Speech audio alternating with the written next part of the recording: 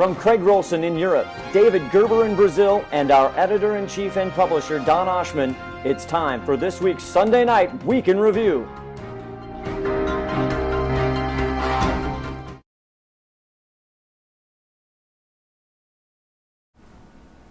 Hello, and welcome to another edition of the HideNet Week in Review Market Report. There's no report from our Craig Rolson in Europe this week because it's holidays in Europe.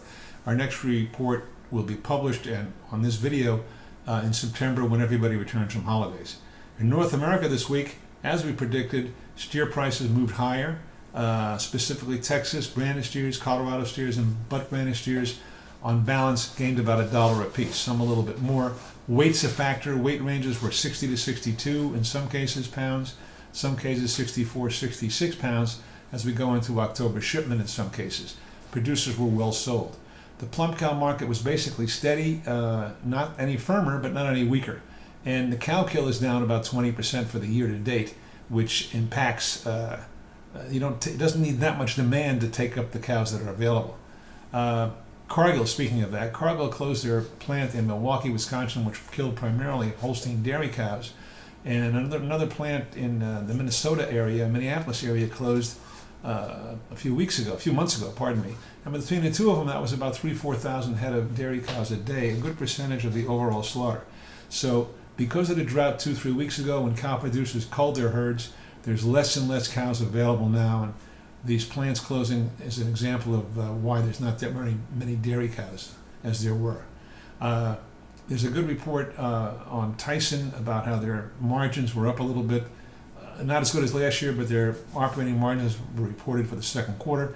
But in that report was also about how they project the cattle supply to be, the available cattle to slaughter in 2015, what they think is going to be. And that tells you the cattle supply for Tyson and everybody else who produce fat cattle, slaughter fat cattle.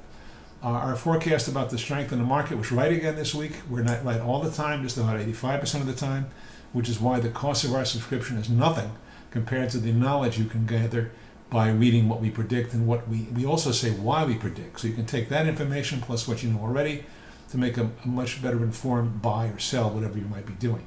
You can get a free trial to see what we're doing and predict next week. HideNet.com.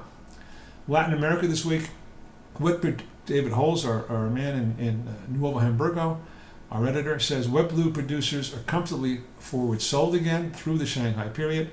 Overall slaughter is okay. In fact, it's projected for the year to be up a couple of percent, but there are certain pockets, as David reported this week. That's a very, very good hide producing area. Slaughter is down. There's not enough animals for the packers to buy, and that's temporary, but in the meantime, the tanners can't get those very, very good hides to make the wet blue.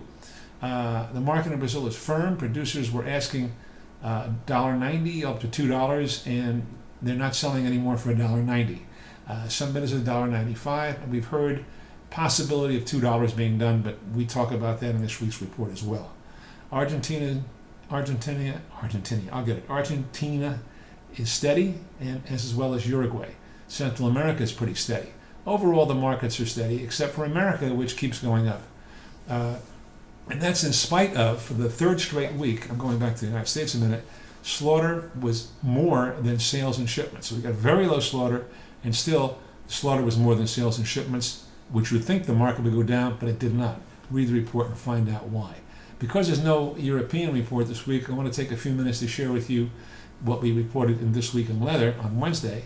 We have a story about a Chinese group buying an Italian tannery that was going out of business, which is unusual.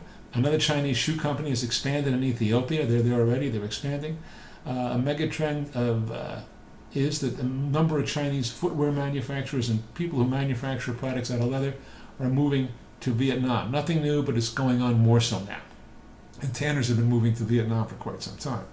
We also have a report in This Week in Leather on the footwear sales in June in the United States. Tells you what's going on. North America imports, I think, more footwear than anybody else, and this is where it's going and how it's being sold and used.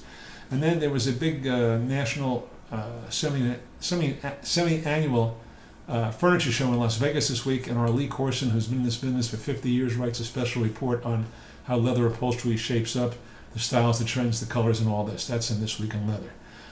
We also we started producing this year, HideNet International Report. And if you'd like a free copy of that HideNet International Report, which comes out every week, just send an email to me, Don, at HideNet.com, and we'll send you a copy. Send us your email address. Don, D-O-N, at HideNet.com. We'll send you a free copy of our International Market Report. Thank you for watching. We'll see you again next week.